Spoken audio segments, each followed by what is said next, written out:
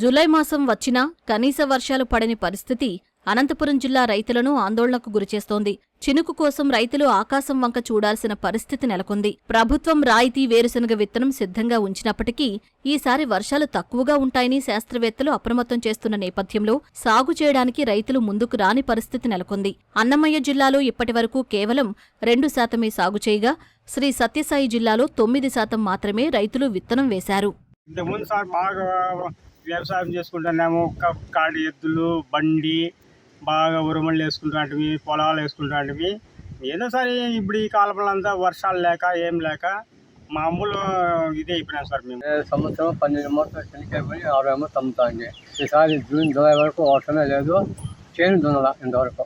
July starting వచ్చినా కూడా మాకు వర్షాలు లేవు, తుంగభద్ర డ్యాంలో నీరు లేవు. రైతులు చాలా ఇబ్బంది పడుతున్నారు. ఏదైనా సహకరించి ప్రభుత్వం నుంచి కానీ ఈ నీటి సౌకర్యం వచ్చే ప్రయత్నం ఏదైనా చేస్తే బాగుంటుందని కోరుకుంటున్నాము. సకాలంలో వర్షాలు పడతాయని బాగా పంటలన్నీ ఇప్పుకోవాల్సిన సమయం దగ్గర పడింది. అన్ని బోధులు తోలున్నారు. మిరప విత్తనాలు ఎక్కువ ప్రధాన పంట మిరప పంట మా ఊర్లో. ఒక్కో రైతు 10 ఎకరాలు, 15 ఎకరాలు, 20 ఎకరాల వరకు విత్తనాలు తెచ్చి పెట్టుకున్నారు. బోధులు కూడా తోలు పెట్టుకున్నారు వర్షాలు పడతాయని. ఎలినో ఎఫెక్ట్ వల్ల వర్షాలు రాకపోవడంతో రైతులు చాలా ఆందోళన పడుతున్నారు.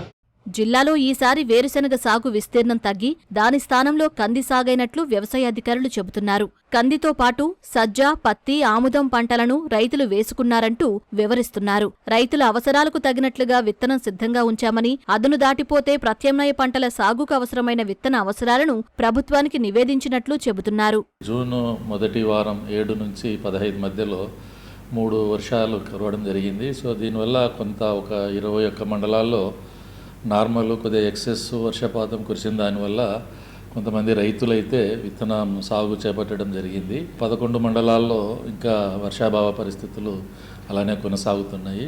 మేము జిల్లాకు 56,500 క్వింటాలు వేరుశనగ విత్తనాన్ని మేము కేటాయించగా 35,000 క్వింటాల వరకు మాత్రమే రిజిస్ట్రేషన్ చేయడం జరిగింది. వారికి మేము 26,000 క్వింటాలు రైతు సేవా కేంద్రాల్లో పొజిషన్ చేసి 25,000 క్వింటాల వరకు కూడా రైతులు తీసుకొని వెళ్ళడం జరిగింది. సో దీంట్లో ఇప్పటి వరకు మనకు 3,43,000 హెక్టార్లు విస్తీర్ణం, సాధారణ విస్తీర్ణం ఈ ఖరీఫ్ అయితే ఇప్పటి వరకు 16% మాత్రమే పంట సాగు అయినది. దాంట్లో ముఖ్యంగా సగము విస్తీర్ణం అంటే ఆల్మోస్ట్ 30,000 హెక్టార్లు కంది కింద సాగయింది. ఒక 6,000 హెక్టార్లు మాత్రమే వేరుశనగ కింద సాగయింది. 10,000 హెక్టార్లు పత్తి కింద సాగయింది.